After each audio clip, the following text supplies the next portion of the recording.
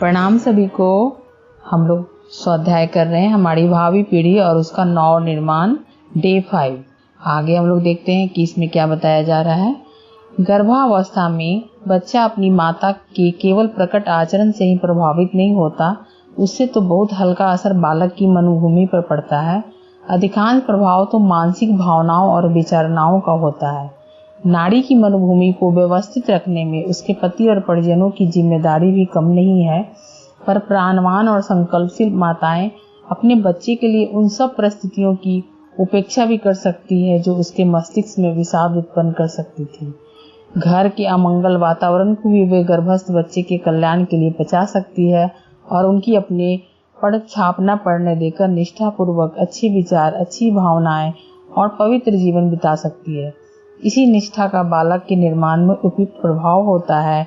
ऐसे ही बच्चे दृढ़ निश्चयी, मनोजयी और संकल्पवान होते हैं। वे ही आगे चलकर श्रेष्ठ और प्रतिभावान भी बनते हैं। यहाँ पर देखिए कितने अच्छे से बताया जा रहा है कि एक माता चाहे तो अपने गर्भ में शिशु का निर्माण अपनी आंतरिक सशक्तिकरण से, आंतरिक मनोबल से, अपनी आत्मबल से बाहरी प्रभाव को दुष्प्रभाव न उस पर ना पड़े, इसका भी वो दरकिनार करके उस गर्भावस्था में अपने बच्चे को इस कदर से निष्ठावान और श्रेष्ठवान बना सकती है, संकल्पवान बना सकती है। ये माता पर ही कहा जाए अधिकांशतः निर्भर होते हैं। उसके बाहरी वातावरण का अगर माता चाहे तो अपने पर वो विचार ना पड़ने दे, उसका दुष्प्रभाव ना पड़ने दे, तो वो अपनी आंतरिक शक्ति के बल पर वो चाहे तो निष्ठापूर्वक अच्छे विचार और अच्छी भावनाओं को अपने भावनाओं के साथ अपने पवित्र जीवन को बिता सकती है और उसका वो अपने गर्भस्थ शिशु पर छाप छोड़ सकती है। एक महिला में, एक माता में ये शक्ति कह सकते हैं कि वो अपने बच्चे को चाहे तो अगर वो संकल्पित हो जाए तो प्राणवान और संकल्पशील बना सकती है। और ऐसे ही बच्चे जब गर्भ से बाहर आते हैं तो दृढ़ निश्चयी और मनोजयी और संकल्पवान होते हैं, क्योंकि बीजारोपण माँ एक अपने गर्भस्थ शिशु के बच्चे में कर सकती है गर्भ काल में ही। तो माँ पर ही निर्भर करता है, माँ पे इसका अधिकांश कह सकते हैं कि दायित्व बनता है कि वो इसको कर सकती है। माँ चाहे तो जैसा चाहे उस बच्चे का निर्माण अपने गर्भ में शिशु निर्माण कर सकती है। यह तभी संभव है जब माँ यह ध्यान करे कि उसकी कोख में आई हुई संतान मांसपिंड नहीं, उसे अपनी संपत्ति भी ना समझे। ऐसी समझ उसे गलत कर्तव्य के लिए भी उत्साहित कर सकती है। वस्तुतः संतान परमात्मा की धरोहर के रूप में मिलती है। यदि उसके आत्म कल्याण में सहयोग बन पड़े तो यह परमात्मा की सर्वश्रेष्ठ सेवा हुई। कदाचित उसकी उपेक्षा हुई तो यह मानना पड़ता है कि माँ ने मातृत्व की कसौटी की सही सिद्ध नहीं किया और उसने वस्तुस्थिति समझने में भूल की। यहाँ पर बताया जा रहा है कि ठीक है, कर्म कांड होते हैं, पुंसवन होते हैं, गर्भाधान, संस्कार वगैरह सब होते हैं। संस्कारों का तो महत्व है ही, लेकिन ये माँ भी ध्यान करे, उसको आत्मसात करे कि ये संस्कार हुए या कर्म कांड हुए तो बस वो कर्म कांड नहीं है, बल्कि वो उसके पीछे जो निहित तत्व है उसको अगर माँ ध्यान करे और अपनी आई हुई संतान को जो गर्भ में पल रहे हैं उसको मांसपिंड बस मत न समझे, उसको एक्सीडेंटल ना समझे, बल्कि परमात्मा को दी हुई एक उपहार समझे, धरोहर समझे। धरोहर का हम लोग क्या करते हैं, बहुत अच्छे से देखभाल करते हैं ना, कौन सी आत्मा किस रूप में कहाँ आ जाए, कौन से आत्मा आके हमारे परम पूज्य गुरुदेव ही हुए, हमारे ईसा हुए, हमारे पैगंबर मोहम्मद साहब, ये लोग कोई गिनती में तो एक ही थे ना, लेकिन इन लोगों ने देखिए जग का कल्याण किस भाव से करते चले गए और उन्होंने जो कल्याण किया और उस तरह से करके उन्होंने धरोहर के रूप में देखिए पूरे विश्व को विरासत के रूप में उन्होंने पहचान कर दी। यदि उसके आत्म कल्याण में सहयोग बन पड़े तो यह परमात्मा की सर्वश्रेष्ठ सेवा हुई। कदाचित उसकी उपेक्षा हुई तो यह मानना पड़ता है कि माँ ने मातृत्व की कसौटी की सही सिद्ध नहीं किया। तो इसीलिए अभी मैं देखती हूँ कि बहुत सारे लोग पुंसवन संस्कार वगैरह कराते हैं और करवाते हैं, लेकिन अगर माँ उस संस्कार को आत्मसात न करे, बस वो संस्कार को उस कर्मकांड ही बस मात्र समझ कर रह जाए तो उसका भी प्रभाव उतना नहीं पड़ता है। ठीक है, पुंसवन संस्कार ये सब करवाने का एक माध्यम है, लेकिन उसको समग्र रूप से उस माँ को उसके पीछे निहित भावनाओं को जीना होता है कि उस पुंसवन संस्कार या गर्भाधान संस्कार का क्या प्रभाव पड़ते हैं। उसने वस्तु स्थिति समझने में भूल की।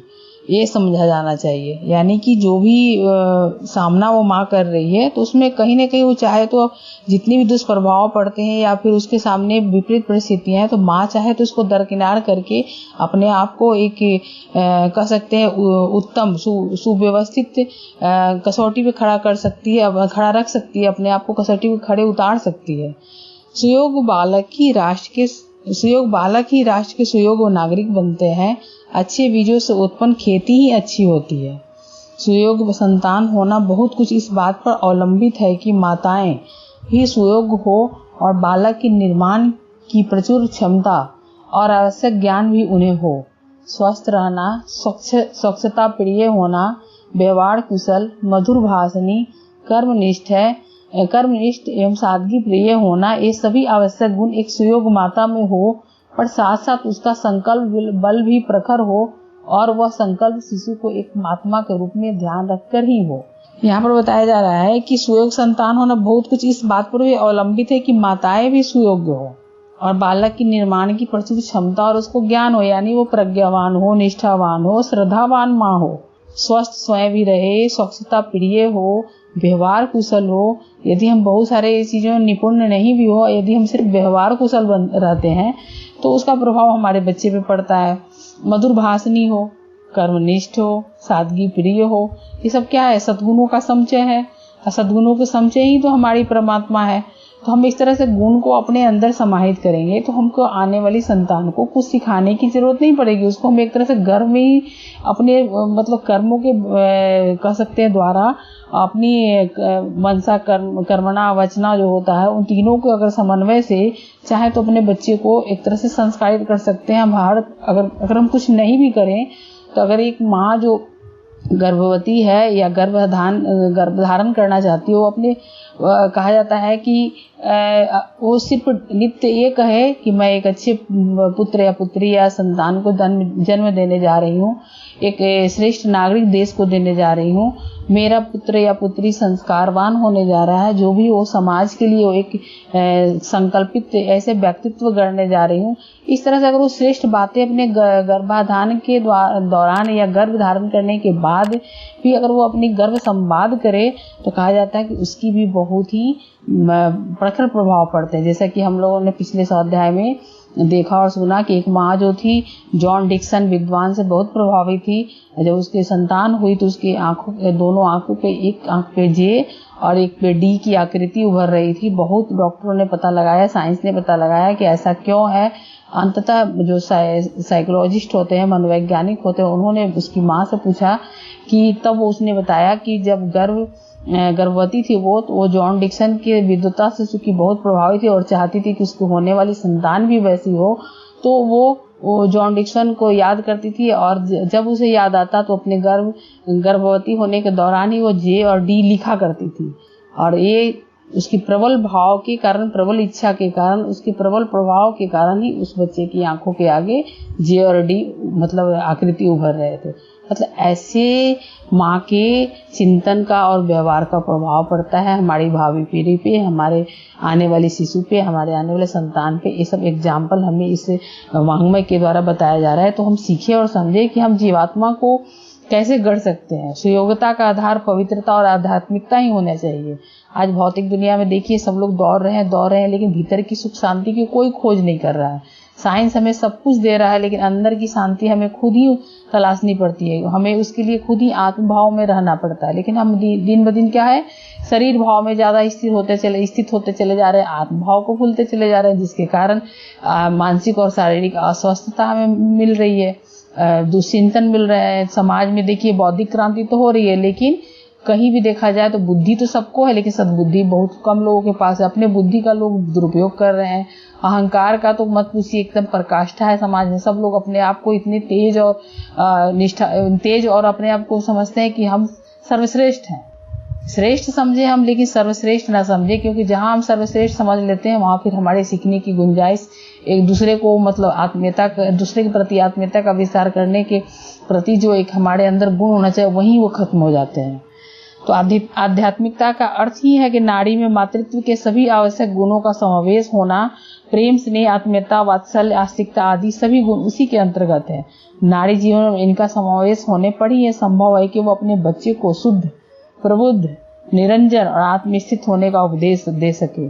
आत्मवादी या ब्रह्म पारायण होना सांसारिक कर्तव्यों से विमुख होना नहीं है।